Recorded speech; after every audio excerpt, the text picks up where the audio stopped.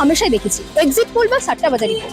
আজ আমরা যেখানে দাঁড়িয়ে আছি কলকাতার একটা অন্যতম জনবহুল এলাকা, এক প্রকার জনতার বাজার বলাই বাহুল্য। 2026-এর নির্বাচনে বাংলা কোন পক্ষকে চাইছে, তৃণমূল নাকি বিজেপি নাকি অন্য কোনো পক্ষ? বসিরহাট দক্ষিণ বিধানসভা কেন্দ্রের বিজেপি প্রার্থী সৌর্য ব্যানার্জি আনুষ্ঠানিকভাবে তার ভোট প্রচার শুরু করলেন। রবিবার তিনি বসিরহাটের নৈহাটির জোড়াকালী মন্দিরে পুজো দিয়ে প্রচারের সূচনা করেন।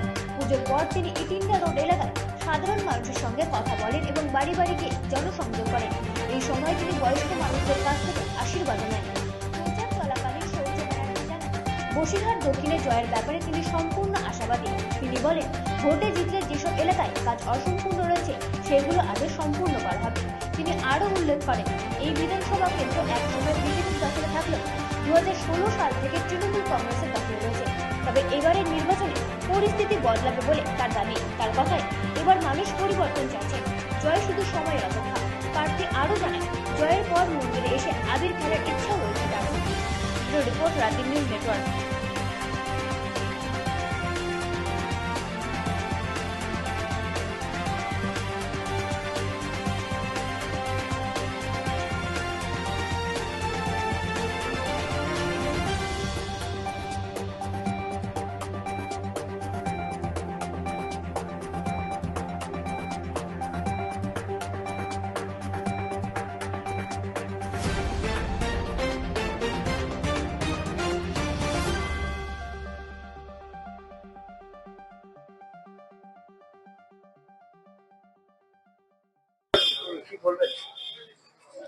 সনাতন সংস্কৃতি যে কোনো শুভ কাজ শুরু করার আগে পুজো করেই শুরু করি আমরা। সনাতন সংস্কৃতি ধর্ম পালন করা, তো সেই জন্যই প্রথমে যেহেতু শুভ কাজ এখানে আসি, আজকেও এসছি, পুজো দিলাম।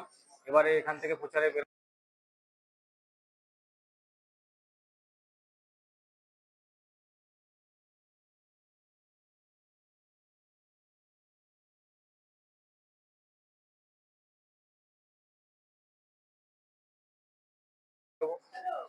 মানে সাধারণ মানুষকে কি বলবে?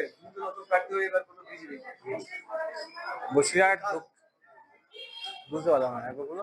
বসিরহাটে তো সব কাজই বাকি।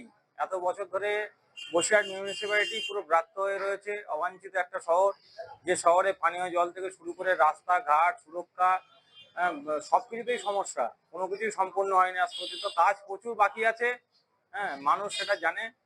তো আমরা এখানে দিতে আসার পরে আমরা অবশ্যই মায়ের আশীর্বাদে সেই কাজগুলোকে সম্পূর্ণ করার চেষ্টা করব। একদম সম্পূর্ণরূপে আশাবাদী, 100% জিতবো। জনগণ আছে, জনগণ ঢেলে ভোট দেবে। 29 তারিখ আসছে, আর 4 তারিখে গেরুয়া আবির খেলা হবে। এই মায়ের মন্দিরে আসবো, আবার আশীর্বাদ নিতে। জয়